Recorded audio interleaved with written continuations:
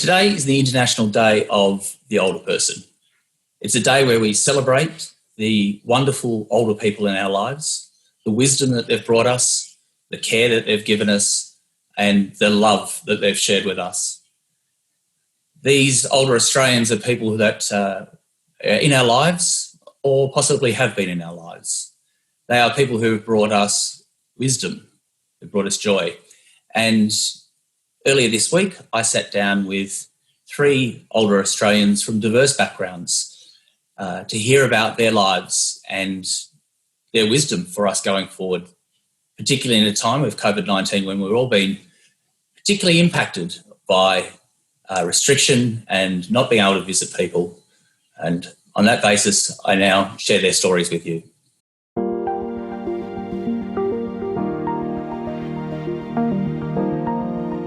So, Val, thank you for joining me today. Thank you for inviting me. Thursday is International Day of the Older Person. What does International Day of the Older Person mean for you? Quite a lot, actually, because it sort of indicates that people who are older are now being respected more than they were in the past. I can't remember having an older person's day before. Once upon a time, once you were aged, you became insignificant. I mean, you still do to an extent. Ageism still exists, but I think there is gradually being a change to that. Why should we respect older people? Everybody who is still alive should be respected. I can remember as a child people saying, "Oh, he's old, he's 50," sort of thing. Or that old man or that old lady, they were the terms. They were just discarded once they, reached retiring age. They didn't matter anymore. But I think there's a lot more recognition of the fact that just because people get old, it's now recognised that they can still belong to the community. They can still live in the community, they can still help the community and be a part of life in general. They're not, meant to just go and sit and play bingo somewhere. No, so you're a person that doesn't go sit and play bingo. What do you do with your day? What are you doing at the moment? Well, these days, of course, life is a little bit different under COVID. So now, instead of attending meetings and doing voluntary work outside the house, I'm doing it on this machine. I'm on it most of the time with one thing and another. And of course, I'm studying at the moment as well. What are you studying? Bachelor of Dementia Care. Mm-hmm. But whether I will complete the course or not remains to be seen. But apart from that, I spend time getting in touch with the people in my support group. I have for the past 8 years run a dementia carers support group, and of course we can only meet in small groups at the moment. Not everybody can attend a meeting because of social distancing rules. A lot of people over 65, let's put it that way, are not connected to the internet, so you can't communicate with them as easily. What got you interested in dementia? Actually, my first contact with dementia was in the 1960s, and my elder sister was a lot older than I am, and her husband began to behave a little bit differently than he had before, and the medical fraternity at that stage thought he was having a breakdown, and they gave him shock treatment. Then a few years later, they realised it was Alzheimer's. So that was my first contact with dementia. Now I'm a dementia advocate, and that's why I'm, sort of doing what I do now. I did a course with Alzheimer's after my husband had passed away to become a support group leader, and I have been running a group in Corrimal, which is in the northern part of Wollongong, and it's been going now for nearly 8 years. Val, you're studying Bachelor of Dementia. Mm-hmm. Are you going to work in the area of dementia? I can't, I'm too old. Why are you too old? I'm 91. So, you know, but I make a joke of that because I say nobody would employ me because I became a resident in a facility. The other residents, I should say, would think I was one of them and I had delusions of grandeur.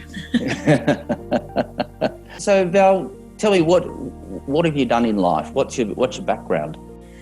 And I finished my secondary schooling in Mudgee and I did the Leaving Certificate, as it was then called, in 1945. And I went to Sydney University and studied mathematics and statistics. And following that, I was a teacher at Skeggs Moss Vale of mathematics, and I was there for 3 years. Then I went to London and studied there studied and worked in London for 2 years, during which time I became a member of the Association of Incorporated Statisticians. The job that I worked at was called the Economic Survey of the Cocoa Producing Areas of Nigeria. When I first came home from London, I had a job with Unilever on their research division. I was married a year later, and then the children came along and I joined the P&C in Newcastle. My husband was a Fairfax journalist. While I was in Newcastle, I started a business called Newcastle Research and Marketing and did that kind of thing there with my background. So why do you think it's important to involve older people in sort of reference groups and advocacy? They have a lot to offer. They've got the experience of being old. Particularly at the moment, they know what it's like. Social isolation, Normally a lot of people are socially isolated, but even more so in this particular period in time. Your world sort of closes in on you if you're socially isolated all the time. And particularly if you are not on the internet, I think I might have mentioned the figure, but 25% of the people on my support group are not connected to the internet. What do you think we need to do, Val, to reduce social isolation for older people? Well, we need to make sure that more people are connected. If we're going to have everything put on the net, we're going to do this, it's wonderful, but it's on the internet. Somehow we've got to find a way of communicating with people who are not on the internet. Even if, as I say, it means foot soldiers going out walking the streets, but there's some way we have to do something about that. What advice would you give to younger people today? Think about the future and remember that one day you will be in the same position that older people are in now and try to respect them, but also try to understand more the life of older people and develop some empathy. The person still has an identity, even if they're ill. They're still there, and they need to be respected. The theme of this year's International Day of the Older Person is no one left behind. That's right. What does that mean to you, not leaving anyone behind? It means that people are not discarded. Just because you're old doesn't mean,